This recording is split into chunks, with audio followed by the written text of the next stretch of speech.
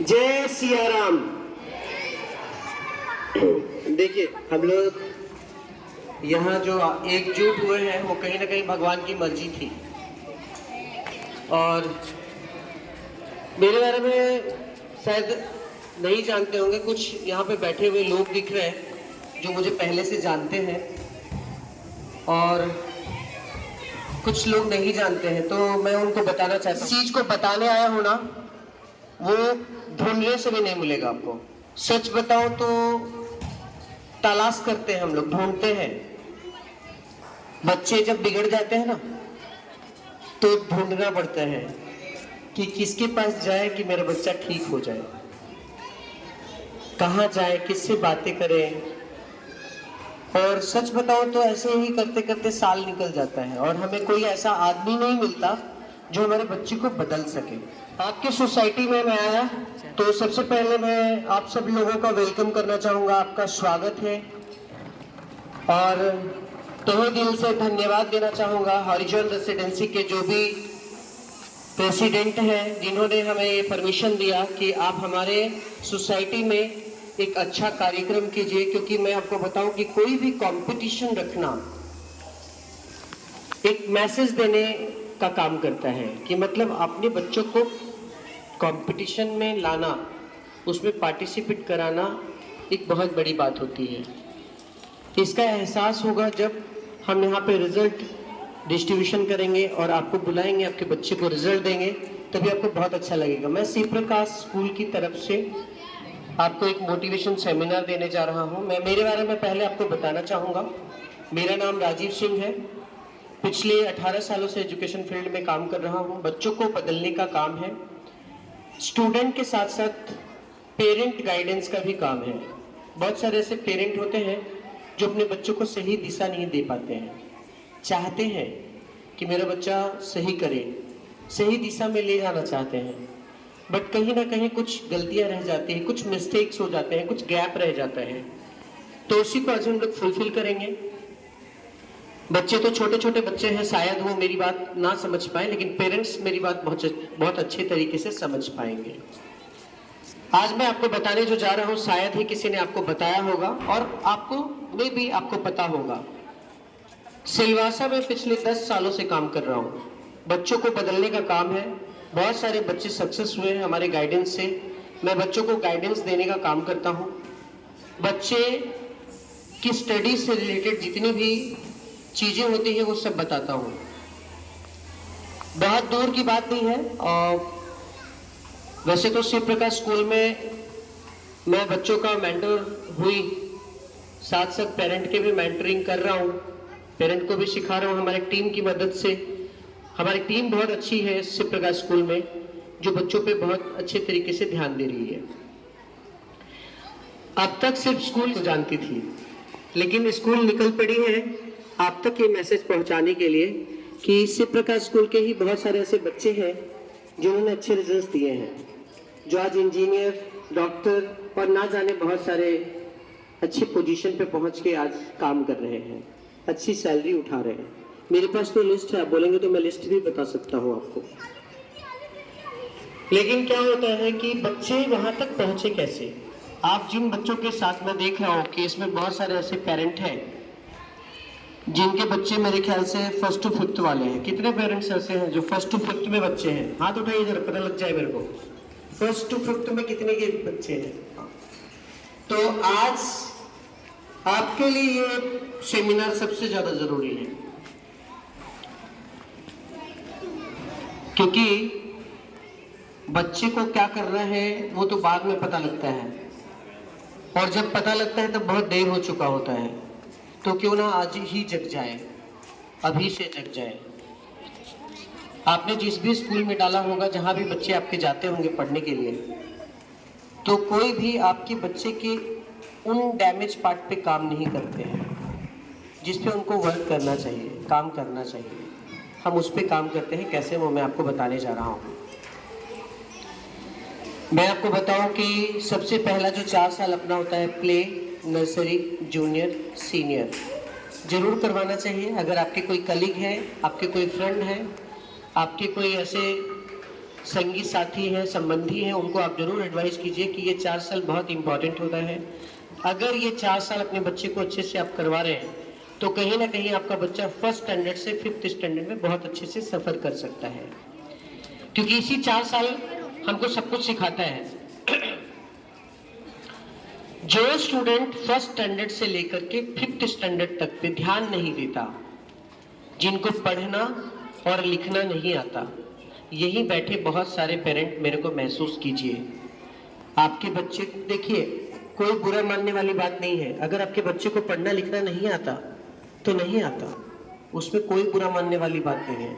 बड़ा बन के दिखा के क्या फायदा, जब धीरे धीरे आपका बच्चा बड़ा होगा तो आपको ही लॉस होने वाला है। कैसे लॉस होगा वो समझिए। सबसे पहले फर्स्ट स्टैंडर्ड से 5th स्टैंडर्ड तक के बच्चों को इतना ज्यादा ध्यान देना चाहिए, जबकि गलती हमारी क्या होती है, छोटा है सीख जाएगा, छोटा है सीख जाएगा, छोटा है छोटा है छोटा है करके ना जाने हमारे बच्चे कितने बड़े हो जाते हैं, और वो सब कुछ हमारे हाथ से, हमारे बच्चों के हाथ से निकल जाता है। क्योंकि एक बार हाथ से समय निकल गया तो दोबारा रिकवरी होने वाला नहीं है, इस बात को आप भी बहुत अच्छे से जानते हैं।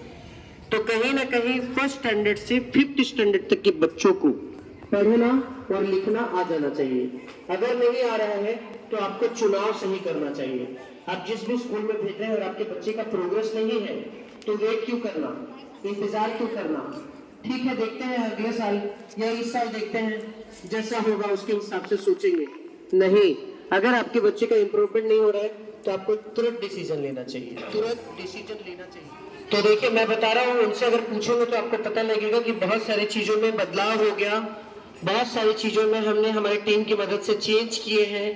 हम बच्चों को कहीं ना कहीं उनके बेसिक को सिखाने का काम कर रहे हैं, क्योंकि एक बार अगर बेसिक हाथ नहीं लगा तो दिक्कतें कहाँ आएंगी वो समझने की जरूरत है हमें। 6th 7th 8th में आपको अभी भी लग रहा होगा वो क्या है, वो तो कुछ भी नहीं है, लेकिन अब जमाना बदल गया। अब पहले वाला जमाना नहीं रहा, बहुत कंपटीशन बढ़ गया है। यहाँ पे कंपटीशन बहुत टफ हो गया है, कॉम्पिटिटर बढ़ गए। आप बैठिए, आराम से सोचिए। आपके बच्चे को सोचने के लिए भी आप कुछ नहीं बोल रहे कि आप सोचो कि आपको करना क्या है।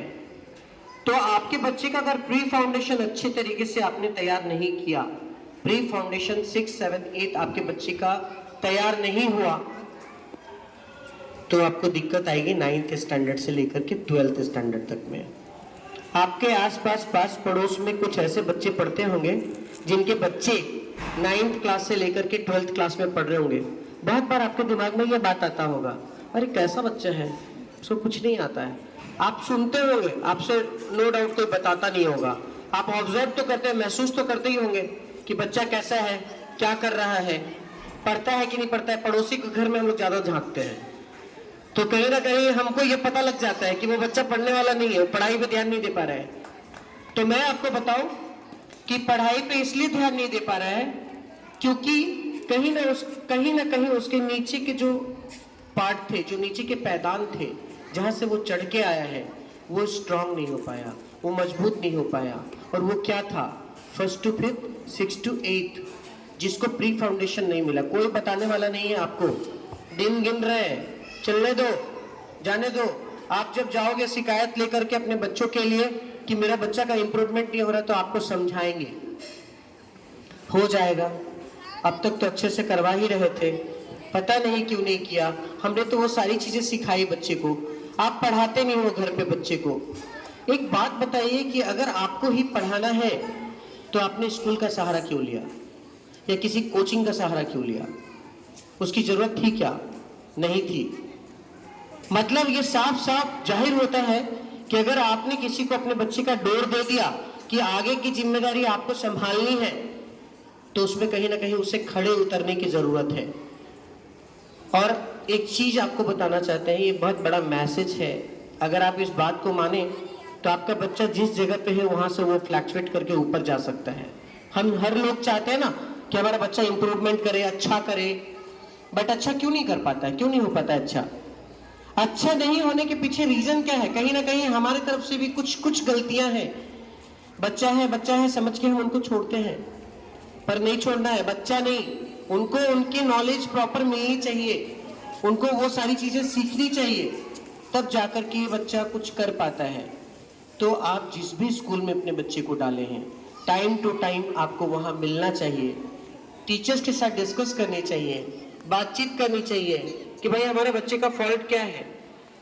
आप पिछले कई सालों से हमारे बच्चे को पढ़ा रहे हैं और हमारे बच्चे का फॉल्ट आपको पता नहीं चल पाया। आप डे बाय डे हमारे बच्चे को आगे लेके चलते जा रहे हैं और हर बार आप हमको ये दिखा रहे हैं कि टाइम आ गया भर दो, टाइम आ गया भर दो। तो जब इसकी जिम्मेदारी आपने ली है तो पढ़ाने की भी जिम्मेदारी आपको लेनी चाहिए, नहीं लेनी चाहिए? तो प्रॉब्लम फेस करते ही होंगे।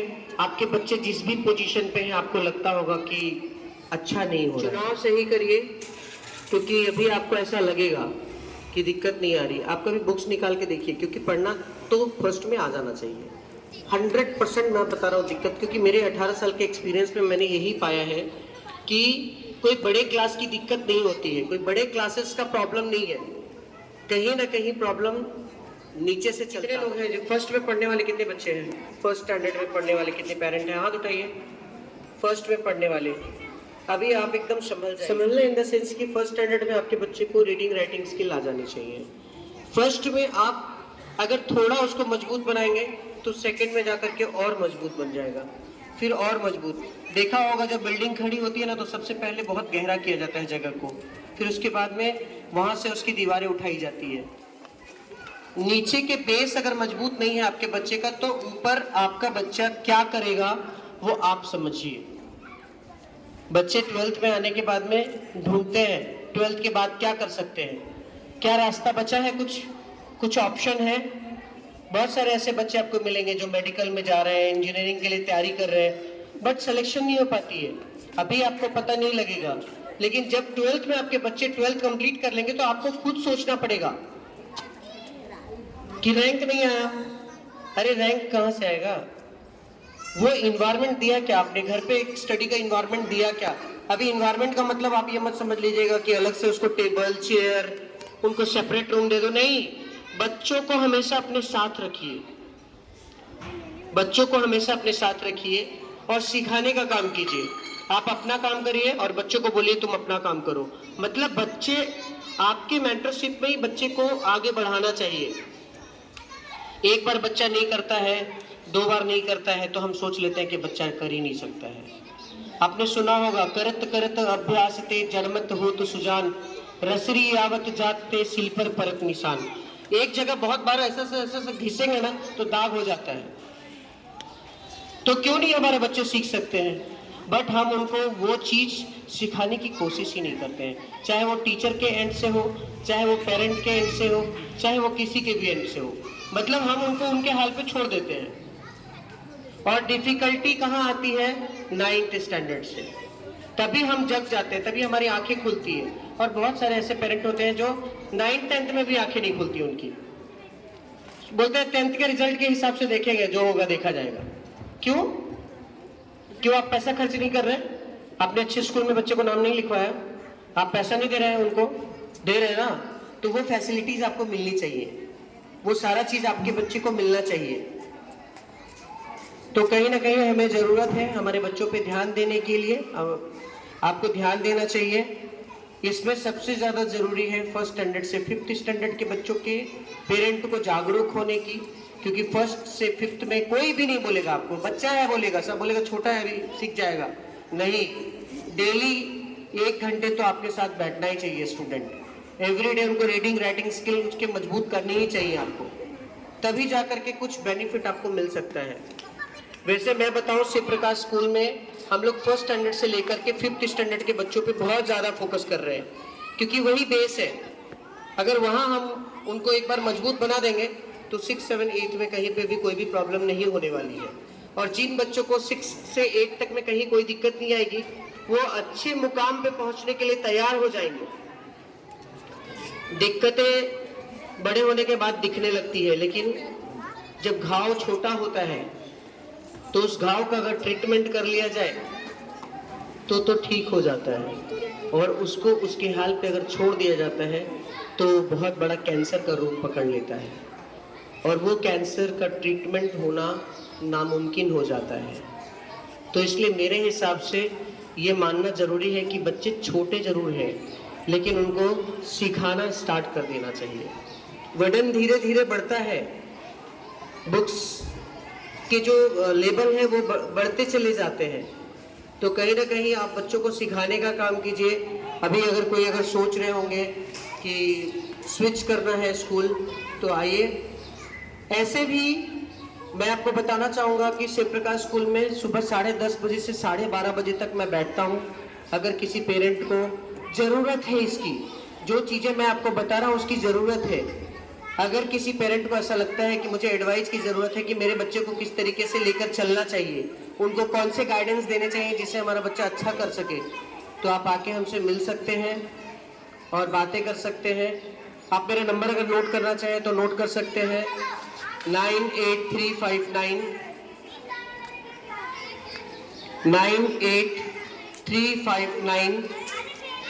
आगे फ्यूचर में आपको बहुत काम आने वाली है मेरा नंबर, 98359 10281। और आपके बच्चों को जो सर्टिफिकेट मिलेगा उसमें भी नंबर है, तो आप कांटेक्ट कर सकते हैं और आप आ सकते हैं फ्री ऑफ कॉस्ट, जिसका कोई चार्ज नहीं है। आपको बता देते हैं कि पिछले 18 सालों से बच्चों को बदलने का ही काम कर रहा हूं मैं।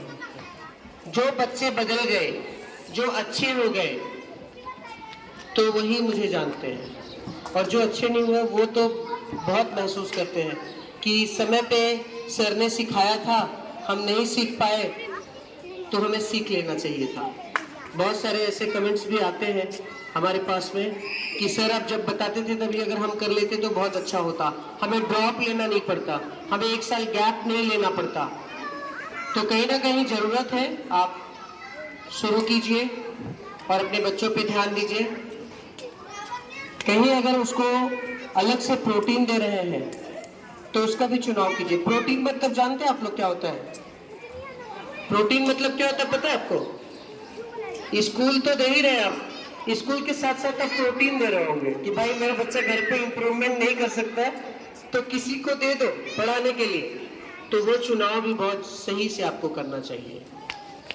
वैसे मैं बहुत ज़्यादा कमेंट्स नहीं देना चाहूँगा कि किस तरीके से कैसे कौन पढ़ाते हैं, लेकिन मुझे ये बात ज़रूर मालूम है कि आपके बच्चे के हाल पे आपके बच्चे को छोड़ दिया जाता है और आपको सिर्फ दिखाया जाता है कि हम आपके बच्चे पे काम कर रहे हैं। क्योंकि इम्प्रूवमेंट क्यों नहीं? 100 बच्चे में 10 ही बच्चे का इम्प्रूवमेंट होता है, 90 का क्यों नहीं होता है? मेरा सवाल है, क्यों हम 90 पे काम ना करें? मैं आपको बताना चाहता हूँ कि हम बच्चों पे कैसे काम करते हैं। हमने बच्चों का एक ग्राफ चार्ट बनाया है जिसमें 3 डिवीजन किया है। फर्स्ट में हमने एवरेज एवरेज स्टूडेंट को लिया है, सेकंड में हमने एवरेज स्टूडेंट को लिया है और सबसे लास्ट में बिलो एवरेज को लिया है। देखिए स्कूल क्यों अच्छी है या मैं अच्छा क्यों हूँ वो आपको भी पता लग जाएगा, क्योंकि हम उन बच्चों पे काम करते हैं जो बिलो एवरेज वाले हैं। हकीकत अगर आपको बताएं, आपके ही बच्चे अगर बिलो एवरेज में हैं तो सब उनको इग्नोर करते हैं। स्कूल टीचर हो या ट्यूशन टीचर हो या कोई कोचिंग टीचर हो, वो सब लोग ऐसे बच्चों को इग्नोर करते हैं जो सीख नहीं पा रहा है। उन्हें सिखाने की ज़रूरत है, कहीं ना कहीं उन्हें वक्त देने की ज़रूरत है, वो काम हम कर रहे हैं। बिलो एवरेज स्टूडेंट, क्योंकि देखिए हमने जब चार्ट बनाया था मुझे पता लग गया कि 4 ही स्टूडेंट क्लास में थे जिन पे हमको बहुत ज़्यादा फोकस करना था, जिन पे बहुत ज़्यादा ध्यान देना था, जो पीछे की क्लासेस की बहुत सारी चीज़ों को छोड़ दिए, जो बेसिक उन्हें सीख लेना चाहिए था वो सीख नहीं पाए।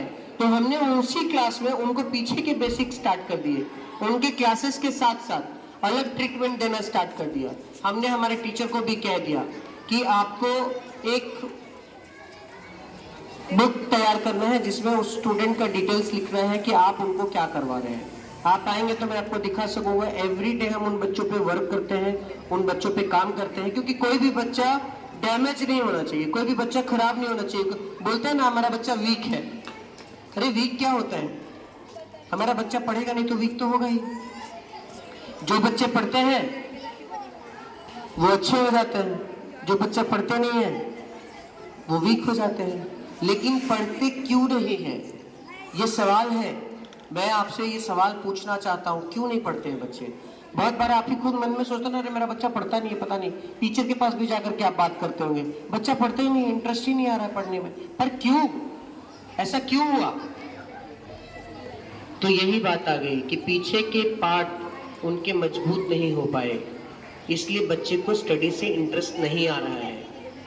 बहुत बार ऐसा आपने देखा होगा, बच्चा पढ़ना नहीं चाहता है क्योंकि बच्चे को वर्डन आ रहा है, जिस क्लास में बच्चा है उस चीजों को वो सीख नहीं पा रहा है, तो कहीं ना कहीं उसे सिखाने की जरूरत है। मेरी बात आपको समझ में आई होगी कि सबसे ज्यादा जरूरी है फर्स्ट स्टैंडर्ड से फिफ्थ स्टैंडर्ड के बच्चों पे ध्यान देना। छोटा है करके उसे मत छोड़िए और उस पर ध्यान देना शुरू कीजिए। माँओं की बहुत ज़्यादा ज़रूरत है क्योंकि वो उनके साथ बैठ सकते हैं। आपको कहीं भी पढ़ाना नहीं है। बहुत सारे लोग आपको कहते होंगे पढ़ाओ, पढ़ाते नहीं हो आप देख नहीं रहे हो, हमने तो पढ़ाया यहाँ पे, आप ध्यान नहीं देते, आप ही बच्चे को देखते नहीं हो, आपकी गलती निकालते हैं, बट आपकी कोई गलती नहीं है। आपको सिर्फ और सिर्फ बच्चे पे मेंटरशिप रखना है। अच्छे संस्कार दीजिए अपने बच्चों को, अच्छी चीजें सिखाइए, पूजा पाठ सब सीख, आपका जो आपका खुद का है उसको ही फॉलो कीजिए, लेकिन आप उनको सिखाइए। क्योंकि आपको बताओ, अगर आपने अपने बच्चे को एक अच्छे संस्कार दिए तो वो सबकी बातें सुनेगा। ना तो उसके स्कूल में कभी कोई फॉल्ट आएंगे, ना उसके स्टडी में कभी कोई फॉल्ट आएंगे, बल्कि वो बच्चा जिसने अपने पेरेंट का रिस्पेक्ट किया है, जिसने अपने पेरेंट की इज्जत की है, जिसने अपने पेरेंट की बात सुनी है, वो बच्चा आपको कभी फ्लॉप होता हुआ नहीं दिखा होगा। वो बच्चा कभी फ्लॉप नहीं होता, वो बच्चा 100% सक्सेस होता है। आपने बच्चों को सिखाइए, हम जिस जोन पे हैं वहां से हमको कंफर्ट जोन पे ले जाने वाले तुम ही हो, है ना। बच्चों को पता नहीं होता है, बच्चों को थोड़ी पता है। बच्चे जब धीरे धीरे आपके बड़े हो जाएंगे तो भी बच्चे को ये बात पता नहीं लग पाएगा कि हमारे पेरेंट्स ने बहुत सफर किया है, कहां से पैसे इंतजाम करके हमें पढ़ाया, हमें किसी तरीके से हमें सिखाया, और आज हम ही अच्छे नहीं बन पाए और हम अपने पेरेंट्स को उनको कंफर्ट जोन पे नहीं ले जा सकते हैं। क्योंकि नॉलेज के हिसाब से सब होता है। आपके बच्चे ने अगर नॉलेज इनकम्प्लीट गेन किया है, आधा अधूरा नॉलेज गेन किया है, तो उसी हिसाब से डिजिग्नेशन मिलता है। आप जितने भी पेरेंट्स वर्किंग में हैं, आपको इस बात को बहुत अच्छे तरीके से समझ पाएंगे कि सबका पोजीशन होता है। जो जितना ज्यादा नॉलेज गेन किया है उसको उसी तरीके से पोजीशन है, उसी तरीके से उसको पेमेंट मिलता है। तो अपने बच्चों को भी ये बात सिखाना बहुत जरूरी है। जब आप पैसे खर्च कर सकते हैं तो आपका बच्चा समय क्यों नहीं खर्च कर सकता है, सही जगह पे टाइम यूटिलाइज क्यों नहीं कर सकता है। आपको उल्लू बनाता है, बेवकूफ बनाता है, मोबाइल चाहिए, डाउट क्लियर करना है, क्यों मोबाइल देना। एक तो कोविड ने मोबाइल दिला दिया, सबको गिफ्ट कराया है। ये बहुत बड़ा वायरस है जो आपके बच्चे के ब्रेन को, आपके बच्चे के माइंड को पैरालिसिस कर देगा। पैरालिसिस मतलब समझते हो ना, अपंग हो जाना, तो वही कर रहा है। हमारे स्टडी को डैमेज करने वाला कोई दूसरा नहीं, मोबाइल ही है। अपने बच्चों से मोबाइल दूर रखिए। आप सोचते हैं आपके बच्चे की टेक्नोलॉजी फास्ट हो जाएगी, आपका बच्चा सब कुछ आता है आपके बच्चे को मोबाइल में। बहुत सारे पेरेंट मुझे आके बोलते हैं, अरे मेरे बेटे को मोबाइल का सब आता है। बुक का क्या आता है वो बताओ मुझे। तो जब तक अपने बच्चों को अदर एक्टिविटीज से हटाएंगे नहीं, तब तक आपका बच्चा स्टडी के एक्टिविटीज में आएगा नहीं। और आपको सबसे ज्यादा जरूरी आज के डेट में स्टडी ही है। स्टडी के बिना कुछ नहीं हो सकता, पढ़ाई के बिना कुछ नहीं हो सकता, डिग्री के बिना कुछ नहीं हो सकता। बहुत सारे लोग बोलते हैं पढ़ के क्या करेगा, पढ़ाई का कौन सा काम आ रहा है, लेकिन बिना पढ़े रास्ता वही है। मेरे पहुंचने का यहाँ तक का रास्ता वही था। भले ही मैंने किताब से कुछ नहीं कही, लेकिन बहुत सारी बातें ऐसी हैं जो किताब से महसूस की हुई है, किताब से पढ़ी हुई, जानी हुई चीजें मैं आपको बता रहा हूँ। बच्चों को मजबूत करने का समय आ गया है, मजबूत करने का काम हमें शुरू करना है। तो वो हम तो कर चुके हैं स्कूल के माध्यम से, अब आपकी पहल की जरूरत है। घर पे अभी बच्चों को ऐसे अनाप शनाप खेलने के लिए मत छोड़िए। घर पे जितना ज्यादा समय बुक में थोड़ा खेलना तो है, बिना खेले तो ब्रेन नहीं बढ़ेगा, आपके बच्चे का ग्रोथ नहीं होगा, ब्रेन का ग्रोथ नहीं होगा। लेकिन खेल के साथ साथ स्टडी पे भी उतना ही फोकस आपके बच्चे को करना चाहिए। मन में कोई सवाल है तो पूछ सकते हैं, कुछ पूछना है, कोई एडवाइस चाहिए या कुछ सजेशंस आपको देना है तो भी दे सकते हैं। कुछ कहना है किसी को, अपने बच्चे से परेशान है, बच्चे से परेशान है, बच्चे सुनते नहीं है, बच्चे सुनना चाहिए, आपकी बातें बच्चे सुनने चाहिए। तो अभी रिजल्ट डिस्ट्रीब्यूशन होगा तो आप लोग जाइएगा मत, बैठिए। मेरी बात आपको समझ आ गई होगी कहीं ना कहीं। अपने कितने प्यारे प्यारे छोटे छोटे बच्चे हैं, उनको देखिए और महसूस कीजिए कि हमारा बच्चा हमारा फ्यूचर है, हमारा भविष्य है। हमको उसको बहुत बेहतर बनाने की ज़रूरत है, बहुत अच्छा बनाने की ज़रूरत है, तो उस पर ध्यान देना पड़ेगा। आप अपने काम पे तो ध्यान दीजिए ही, लेकिन साथ साथ बच्चों पे भी ध्यान देना बहुत ज़रूरी है। तो मैं उम्मीद करूंगा कि आज के बाद अपने बच्चों के लिए आपकी हर चीज़ें बदल जाने वाली है। एक लास्ट में आपको एक बात बताना चाहता हूँ कि कभी भी अपने बच्चे को डीमोटिवेट मत कीजिए। अरे तुम अच्छे नहीं हो, तुम अच्छे नहीं किए, तुम्हारे दोस्त को देखो उसने कितना अच्छा किया है। छोटी छोटी चीज़ें अगर आपका बच्चा कुछ कर रहा है, कुछ भी आपको अच्छा दिख रहा है, तो आपको उनको सपोर्ट करना चाहिए। अरे वाह क्या बात है, बहुत सुंदर बेटा, बहुत अच्छा, क्या बात, तुमने बहुत अच्छा किया है। तो उसको उससे कॉन्फिडेंस मिलेगा और वो और अपने काम को बेहतर करता चला जाएगा। हम बच्चों को ज्यादातर डिमोटिवेट करते हैं, पढ़ा नहीं, तुमने ध्यान नहीं दिया, टीचर की बात पर आकर के भी बहुत कुछ बोलते हैं। हाँ, लेकिन आपको ज्यादा से ज्यादा टीचर का ही सपोर्ट करना चाहिए। अपने आजकल का जमाना ऐसा हो गया कि पेरेंट्स पहले ही बोल देते हैं बच्चे को मारना मत, बच्चे का दिमाग में ये है, बच्चे की पीठ में ऐसा हो गया, बच्चे को कुछ मत बोलना, बच्चे को डांटना मत। बल्कि आप जितना सपोर्ट करेंगे, डांटिए, बोलिए, आपके बच्चे में उतना निखार आएगा।